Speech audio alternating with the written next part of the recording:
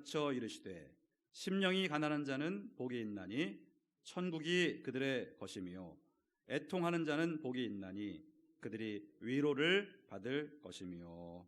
아멘. 여러분, 마태복음의 5장, 6장, 7장은 이 3개의 장은 예수님의 산상수훈이라고 불려지는 대목입니다. 수훈이라는 말은 가르침을 베풀다라는 뜻이고요. 이것을 산 위에서 하셨기 때문에 산상수훈이라고 이렇게 부르고 있습니다. 오늘 1절에 보니까 예수께서 무리를 보시고 산에 올라가 앉으시니 이렇게 나와 있죠. 예수님이 많은 무리가 자신을 따르는 것을 보시고 나서 산으로 올라갔습니다. 이 산은 아주 높은 산은 아니고요. 당시 유대 땅에, 갈릴리 땅에 해변이 바라보이는 약간 오르막이 있는 그런 이제 언덕이라고 생각하시면 되겠습니다. 그런 산에 올라가셔서 앉으셨다. 거기서 이제 주옥 같은 천국 복음을 쭉 전하시고 제자들을 가르치시거든요. 그 내용이 5장, 6장, 7장까지 나온다. 그래서 마태복음 5장, 6장, 7장은 예수님의 산상수훈이기 때문에 우리 크리스찬들이 모든 성경 말씀을 다 사랑하고 가까이 해야 되겠습니다만 이 부분은 더욱 가까이 해야 합니다. 여러분이 예수님의 산상수훈은 내용을 아주 확실하게 인식을 하고 계셔야 되고 이것이 삶의 행동으로 나타나야 한다. 꼭 명심하시기를 바라고, 예수님의 교훈 가운데, 예수님의 가르침 가운데 가장 많이 알려진 것이 산상수훈이고요. 동시에 가장 이해하지 못하는 부분도 역시 산상수훈입니다. 이 내용을 잘 이해하지 못하고 크리스찬들이 그냥 지나가는 경우가 많이 있고 또 가장 순종하지 못하는 부분도 이거 산상수훈입니다. 그럼 여러분, 이번 새벽 예배 때 우리가 이제 마태복음 5장, 6장, 7장을 공부를 쭉 할 텐데 여러분이 다시 한번 좀 결단을 하시고 내가 예수님의 산상수훈, 이 귀한 가르침을 내가 깊이 묵상하고 제대로 알아서 행하겠노라, 이런 결단을 하시기를 주님의 이름으로 축원합니다.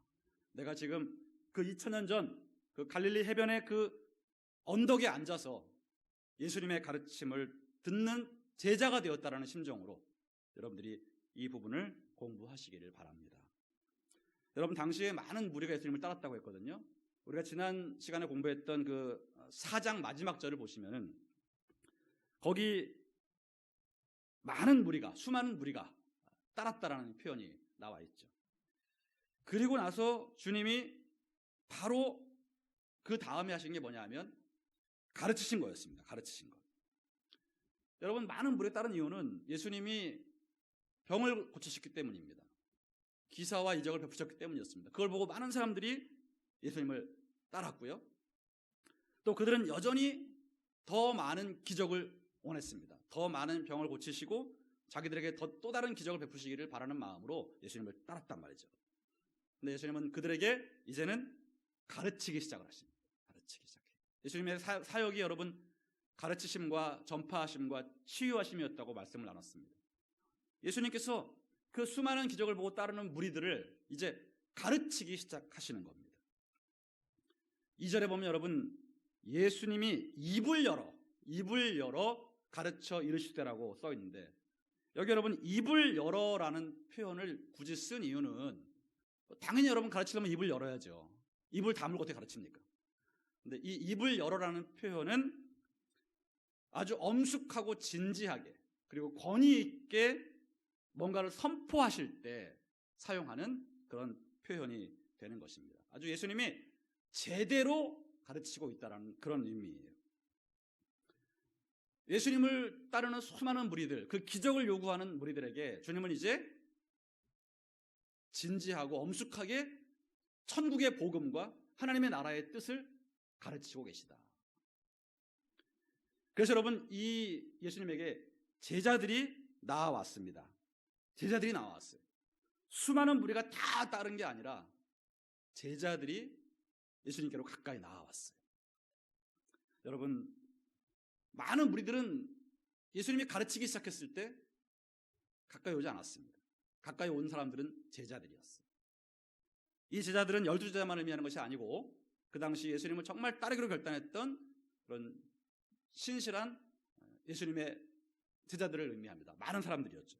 근데 이들은 무리와는 구별됩니다. 무리는 뭐 그냥 다 모인 겁니다. 다 모여서 예수님의 기적과 어떤 그 신기한 능력들을 구경하러 온 사람도 있었고, 소문 듣고 온 사람도 있었고, 긴가민가 한 사람도 있었고, 여러 가지 동기를 가지고 모인 사람들이 무리들이었고요. 예수님의 가르치심을 듣고자 가까이 나온 사람들은 제자들이었다. 그래서 여러분, 그 당시에 많은 기적을 원했던 사람들은 예수님의 가르침 별로 관심이 없었습니다. 아우, 예수님 뭘 또 앉아가지고 또 뭘 가르치시려고 그러나. 나는 지금 기적이 필요한데, 나는 신기한 현상을 보려고 왔는데 뭘 또 앉아가지고 뭐라고 가르치시나. 예수님의 가르치심에 관심이 없는 자들은 무리들이었습니다. 그런데 제자들은 예수님이 무슨 말씀을 하시나, 뭘 우리에게 가르치려고 하시나를 관심을 갖고 그분 앞에 나아갔다는 거죠. 여러분, 오늘날 우리도 마찬가지 아닙니까? 우리가 언젠가 큰 기적을 한번 경험하고 혹은 병고침을 경험한 이후에 하나님 살아계시구나 깨닫고 우리가 예수를 구주로 영접하고 믿음 생활을 시작하지 않았습니까? 우리 나름대로 다 한두 가지씩 큰 기적과 이사를 나름대로 경험을 하고 하나님 만나고 이렇게 믿음의 생활을 하기 시작했는데, 그런 우리에게 예수님은 계속 기적을 베푸시는 것이 아니고 이제는 가르치신다는 거예요. 천국 백성을 어떻게 살아가야 될지에 대해서 가르치신다는 거예요. 근데 우리가 그런 가르침은 됐고요. 그냥 기적만, 축복만 베풀어 주세요. 지금 당장 필요한 돈과 건강과 세상적인 성공만 주세요. 이런 마음을 가지고 가르치시는 예수님 앞으로 나아가지 않고 있지는 않는가.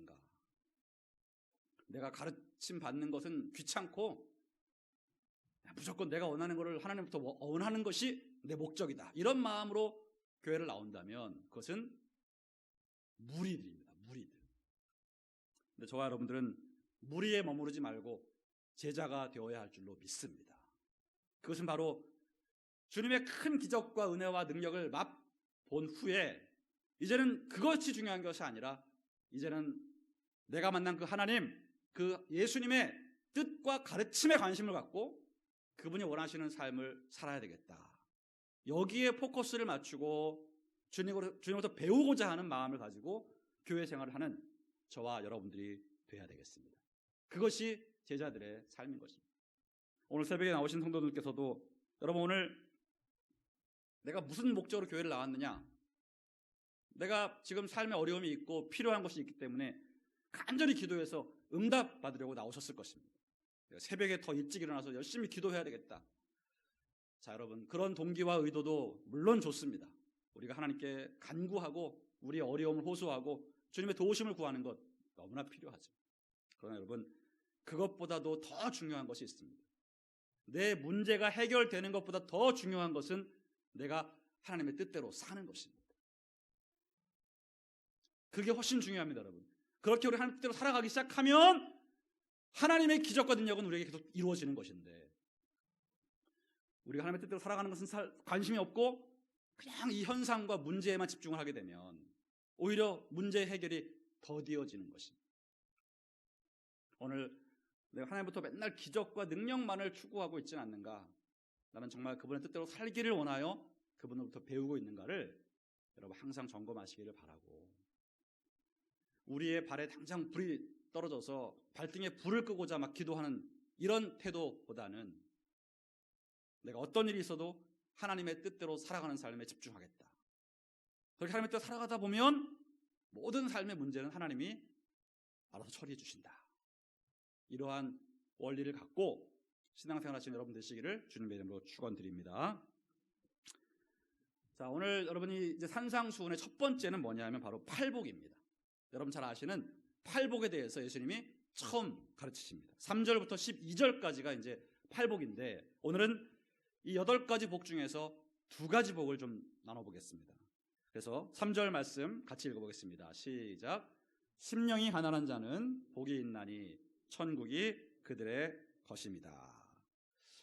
예, 여러분, 이 팔복은 8가지 복 있는 사람에 대해서 얘기를 하고요, 그 사람이 받는 복을 또 얘기합니다. 그래서 우리가 여러분 복 받기를 참 좋아하지 않습니까? 오늘 예수님이 무슨 복을 우리에게 얘기하고 계시는지를 이걸 잘 알고 정말 내가 복 있는 자가 되기를 결단하시고 그 복을 받아들이는 저와 여러분 되어야 할 줄로 믿습니다. 근데 팔복은 여러분 하나하나가 아주 중요하고요. 그 내용이 아주 심오하기 때문에 우리가 대충 한꺼번에 듣고 넘어갈 내용이 아니라 가능하면 좀 세세하게 한 복 한 복 우리가 깊이 생각할 필요가 있습니다. 그래서 제가 오늘 두 가지 복만 먼저 나누고자 하는데, 첫 번째 복이 여러분 심령이 가난한 자가 복이라는 것입니다. 심령이 가난한 자가 복이 있고 그가 받을 복은 천국을 소유하는 것이다. 그러니까 여러분 심령이 가난하다는 게 도대체 무슨 말이냐? 가난하다는 것은 무슨 말인지 아시죠 여러분? 가난한 거. 가난한 게 뭔지는 아는데 심령이 가난한 건 무슨 의미냐? 여러분 심령이라는 표현은 마음으로 바꾸시면 됩니다. 마음 심자와 영자를 썼는데 이것은 마음이라는 뜻이에요. 마음이 가난한 사람이 복이 있다. 여러분 마음이 가난하다는 말은 쉽게 말하면 마음이 겸손하다는 얘기입니다. 마음이 부유하다라는 표현은 그 사람이 교만하다는 표현이에요. 자부심이 강하고 자기 의로 충만한 그런 사람을 마음이 부유하다라고 얘기를 하는 것입니다. 성경적으로는 그것은 교만한 사람을 얘기하는 것이고, 마음이 가난하다라는 말은 자기 안에 자랑과 교만이 없다라는 얘기예요. 그래서 겸손한 자를 의미하는 표현이라는 것입니다. 바로 여러분 교만하지 않고 마음 중심이 겸손한 사람이 복 있는 사람이고 그들이 천국을 소유한다, 이렇게 얘기하고 있는 것입니다. 하나님 앞에서 여러분 자기를 낮추는 것입니다. 자기의 부족함을 깨닫고 자기를 낮추는 거예요. 진심으로 나 같은 죄인을 구원해 주셨구나, 나같이 못난 인간을 주님이 용서하셨구나, 나같이 형편없는 인간을 위해서 예수님이 대신 죽어주셨구나, 바로 이 고백이 내 진심에서 우러나오는 그런 사람. 그래서 나는 아무것도 그분께 자랑할 게 없고 뭐 하나 내세울 게 없는 아무것도 아닌 존재다. 그렇게 주님 앞에 진정으로 엎드릴 수 있는 사람, 이 사람이 마음이 가난한 자, 겸손한 자라는 것입니다. 그리고 이 사람이 천국을 소유합니다. 나는 절대 부족합니다. 나는 연약합니다. 하나님 아니면 살 수 없습니다. 은혜가 아니면 나는 설 수 없습니다. 이렇게 고백하는 사람, 이런 마음으로 예수 그리스도의 구원을 받아들이고 하나님의 보호와 인도를 간구하는 사람, 이런 사람들이 천국을 소유한다. 여러분 예수님이 이런 말씀하셨잖아요. 너희가 어린 아이들과 같이 되지 아니하면 결단코 천국에 들어가지 못하리라. 마태복음 18장 3절에 이런 말씀하셨어요. 여러분 이 말씀 보면 어린아이들과 같이 되지 않으면 천국에 못 들어간다고 그래요. 이게 무슨 말씀입니까? 이 말은 여러분 어린아이들처럼 겸손해야 한다는 거예요. 어린아이들이 자기를 높이지 않고 남을 깔보지 않고 그냥 순수한 마음으로 사람을 대하듯이 그렇게 겸손한 태도를 본받으라는 것이고, 그리고 어린아이들이 부모를 전적으로 의지하는 것 같은 그런 의지하는 마음으로 하나님을 바라보고 예수 그리스도의 의를 힘입는 이런 사람들이 천국을 소유한다는 것이죠. 사랑하는 성도 여러분, 우리 진짜 겸손해야 됩니다. 여러분 겸손한 척하는 게 아니라 진짜 겸손해야 됩니다. 우리는 다 그래 겸손해야 된다고 하니까 다 겸손한 척합니다. 말도 겸손하게 하려고 하고 또 사람 대할 때 허리도 숙이고 막 이렇게 먼저 악수도 하고 상냥하게 대합니다. 근데 여러분 그런 겉모습의 겸손도 물론 필요하지만 우리가 우리 자신을 아주 냉철하게 들여다볼 필요가 있는 게, 우리가 신용은 겸손한 척 하는데 우리의 속은 겸손하지가 않아요. 내 의로 충만합니다. 내 고집과 내 생각으로 가득해요. 그래서 정말 상대를 높이고 나를 낮추고 있는 그런 마음가짐은 없을 수가 있다는 것입니다.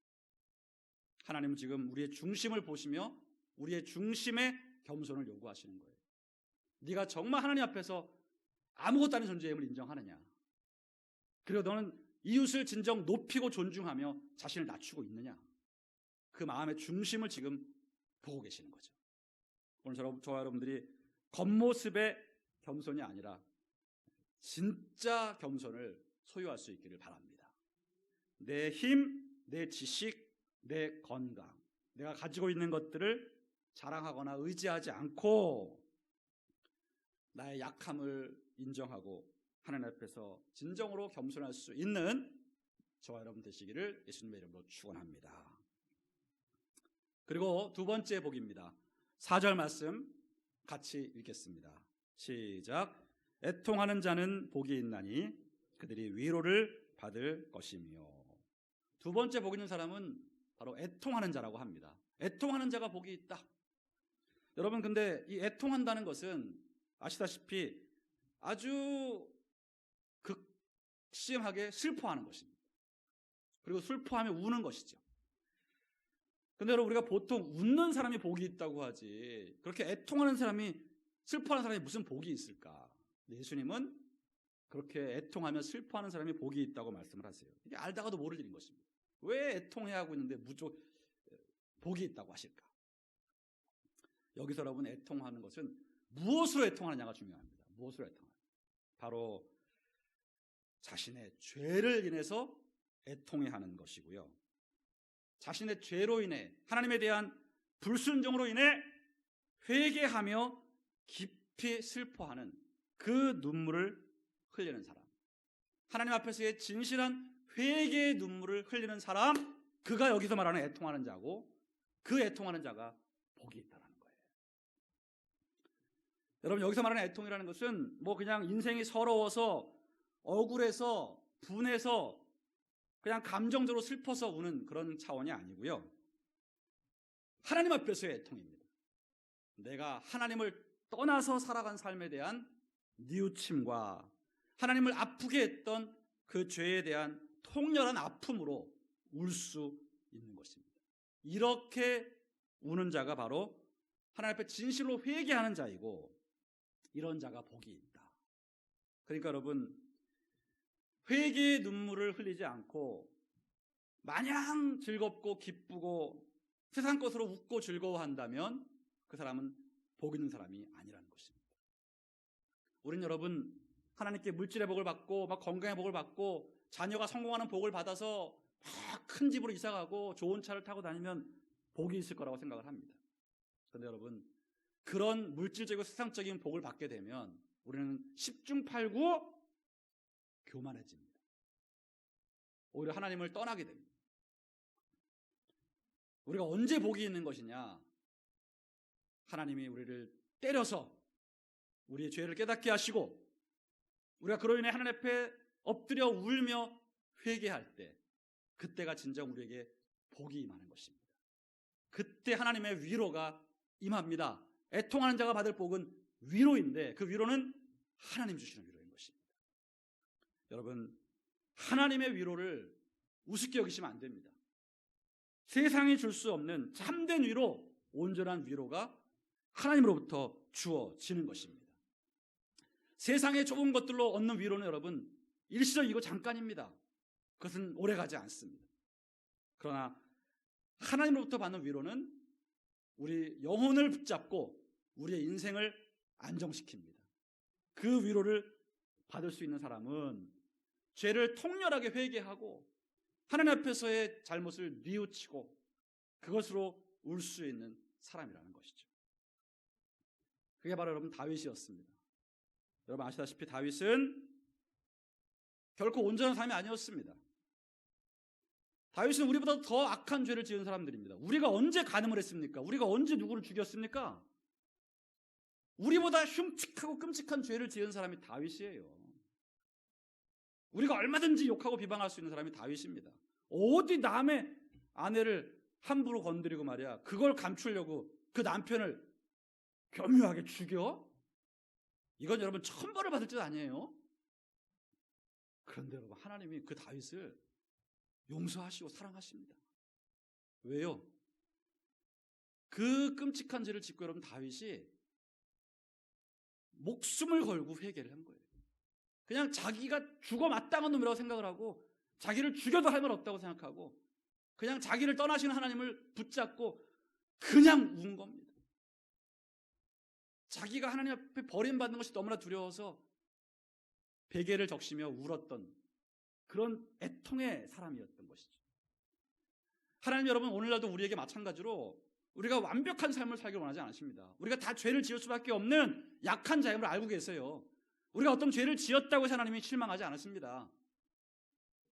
하나님은 죄를 짓고 나서의 우리의 모습을 보십니다. 그 죄를 어떻게 바라보고 어떻게 처리하느냐. 이걸 진짜 애통해하고 내가 정말 하나님 앞에 정말 죄송한 일을 했구나. 이런 양심의 가책을 느끼면서 하나님 앞에 울 수 있는 사람, 하나님의 용서를 구하는 사람, 하나님 떠나지 않기를 간구하는 사람, 이 사람이 진정 복 있는 사람이다. 이런 사람을 하나님이 항상 위로해 주신다. 이 점을 우리가 꼭 기억해야 되겠습니다. 여러분, 세상적인 것과 물질적인 것으로 우리가 많은 위로를 구하고 있는데 또 사람의 위로를 구하고 있잖아요. 근데 여러분 그런 것들로는 온전한 위로가 임하지 않습니다. 여러분 괜히 사람들로부터 위로받으려고 하지 마시고 세상 것으로 위로받으려고 하지 마십시오. 하나님의 위로가 있어야 됩니다. 하나님의 위로가. 내가 좀 좋은 데 여행을 가서 막 좋은 경치를 보면 좀 위로가 되려나? 그래서 우리가 막 지치고 좀 마음이 그러면 우리가 훌쩍 떠나버리잖아요. 떠나서 어디 가서 이렇게 좀 조용한 시간을 보내고 오잖아요.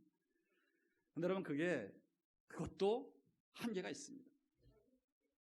제가 있던 괌이 여러분 그 세계인들이 버킷리스트에 담을 만큼 내가 한평생 꼭 한번 해보고 싶은 그 리스트에 담을 만큼 굉장히 아름다운 곳이거든요. 그 사람들이 거기 와서 그냥 아무것도 안 하고 바다만 바라보고 앉아있는 것으로도 힐링이 되는 그런 곳이에요. 경치가 그냥 정말 여러분 애들 말로 장난이 아니에요. 그러면 바닷물인데 설악산 계곡물 같다니까요. 물이 그렇게 깨끗해. 여기 별로 감흥이 없으시구나. 새벽이라 그런가? 여러분 제가 무슨 말씀 드리려고 하냐면 그렇게 좋은 곳이 괌인데요. 거기서도 살면서 자살하는 사람이 있습니다. 한인 중에 한 분이 거기서 치과를 했는데 제법 한인이고 치과 의사를 하시니까 나름대로 살기도 잘 사셨고 아주 좋은 집에 살고 계셨고 한인 사회에서 나름대로 존경도 받고 돈도 많이 버신 분이에요. 근데 언제부턴가 치과가 문을 안 열어요. 문이 안 열고 문 닫은 지가 꽤 됐어요. 나중에 수소문을 해보니까 이분이 그 괌 절벽에서 바다에 뛰어내려서 생을 마감을 했어요. 약간 재정 문제가 있었다고 합니다. 재정 문제가 있어서 이렇게 좀 고민하고 있다가 가족들은 다 한국에 있고 자기 혼자 괌에 나와 있었는데 그 밤에 너무 힘들고 괴로우니까 그 아름다운 바다에 여러분 목숨을 던집니다. 그러니까 아무리 아름답고 멋진 풍경이 우리 옆에 있어도 그것으로는 여러분 위로가 되지 않습니다. 그것은 잠깐입니다. 보다 보면 지겨워지고 질려버립니다. 바로 하나님의 위로가 아니면 이 땅의 그 무엇으로도 우리는 진정한 위로를 누릴 수 없다는 얘기인 것입니다. 하나님의 그 자비로운 손길과 치료의 손길이 우리를 진정으로 위로할 때 우리의 마음속 깊은 곳으로부터 넘쳐나는 위로가 느껴지게 되는 것입니다.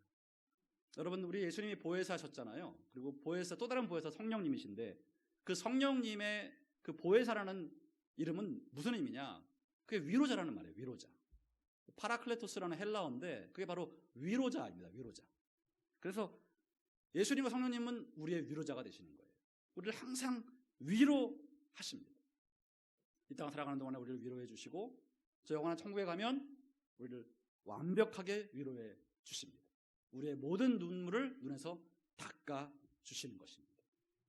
이러한 위로의 축복을 여러분 받으셔야 되는데 그것은 바로 하나님 앞에 진정으로 회개하며 애통할 수 있는 자다.